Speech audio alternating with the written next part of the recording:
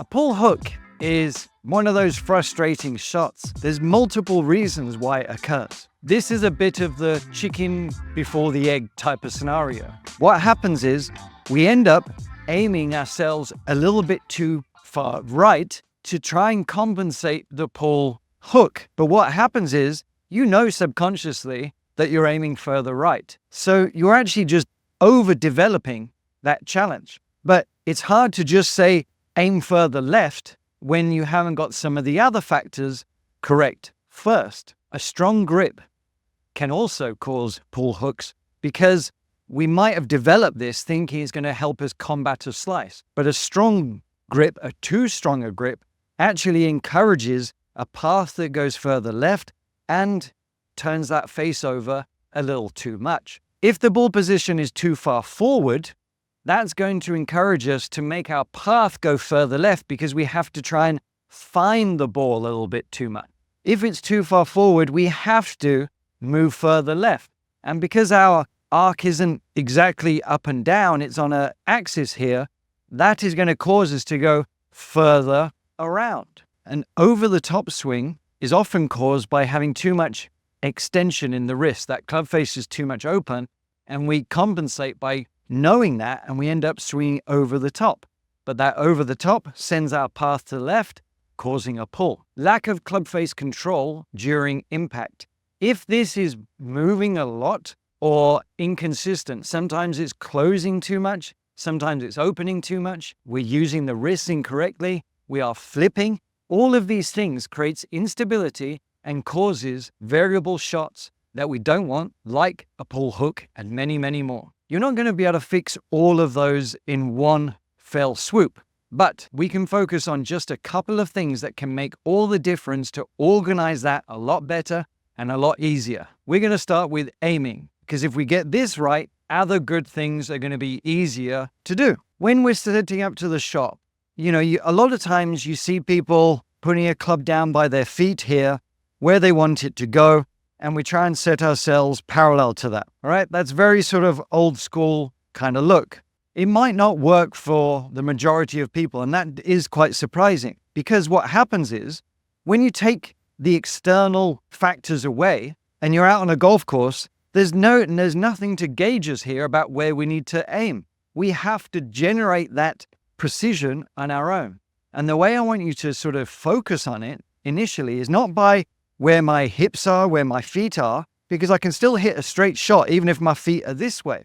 It's where my general intention is, and it comes from the sternum here. I want you to choose a target that where you want it to go, and I want you to just imagine there's like a laser beam coming directly out of your chest.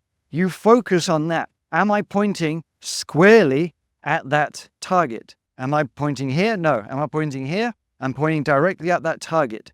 And when I approach the golf ball, I'm still kind of having that in my mind about where that laser beam has pointed. And then very subconsciously, you'll surprise yourself how much squarer you can aim up to that target just automatically. You have enough skills to aim in the right direction. If I said throw something in somewhere, you know instinctively where to throw it. You know how to aim. It's not about this. It's about your general intention. And the more you rehearse aiming from the center of your chest and coming back into the ball this way, you'll find that you calibrate a lot quicker and a lot more reliably. How do you check if you're aiming correctly? If you can, just set up a camera behind you and just see if you're getting it right. Keep rehearsing it. You'll notice that you'll start to calibrate yourself. At first, you might be aiming a little bit too far right, but then you come back. I don't want you to twist yourself back around. We're actually just going to come back here and aim directly straight and keep hitting that spot. The more you rehearse, the better you're going to be at it. Now we're going to look at changing the grip somewhat. But I'm not just going to say weaken the grip, because what can occur there are lots of other bad things. I'm actually going to change your arm structure a little bit. But instead of just saying, okay, I'm going to weaken the grip like so, and I allow my arm to follow, all that's going to do is actually cause my path to go even further to my left, that way, even more of a pull. So instead of just changing the grip here, what we're going to do is take your setup, allow the arms to hang like they would if you weren't holding a club. But now I want you to actually turn your arm all the way out. So my elbow is almost pointing down the target this way, and my palm is this way, okay? What I'm going to do from here is actually place my hand on the club. But I can only do that if I rotate my hand and my lower arm this way, right? I'm not placing my grip on the club by turning everything. This is maintaining in place, and I'm externally rotating. So it's an internal rotation and an external rotation. And I'm keeping it there. That now has changed my grip, which is going to encourage me to keep my path going down the line a little bit more, if you will, and to stop pulling that way. And also, the benefit of this, I talked about having more stability through impact. That is going to help tremendously. A little note on ball position. We talked about it being too far ahead earlier. What we're looking at is not just moving it back in relation to the feet, because I can move it back towards the feet, but like if my spine tilts and everything are hanging back, I'm exaggerating.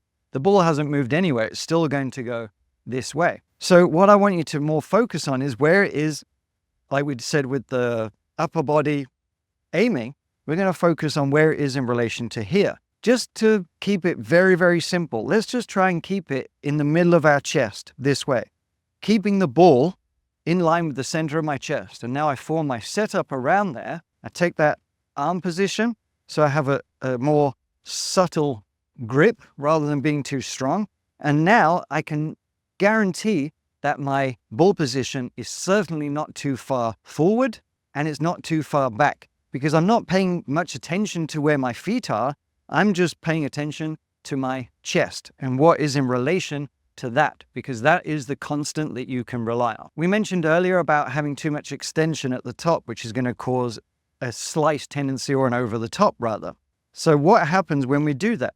Okay, if I have too much extension at the top, that ball starts left, and then it did actually end up going to the right. So I'm paying attention to my setup now, which is going to help the top of the backswing. When I get my setup better, with that better grip, with that better aim and intention, as I swing up, we want to have this flat wrist position. It's kind of a golden rule for the majority of golfers. Yes, there are exceptions, but if you can get this correct, impact, straighter shots, more power is much, much easier. We covered a lot in that little lesson. You don't necessarily have to apply all of them at once. Go through them one by one, but you will be amazed that when you start to piece them together, the rest becomes easier, like I said. Thanks for watching. See you next time.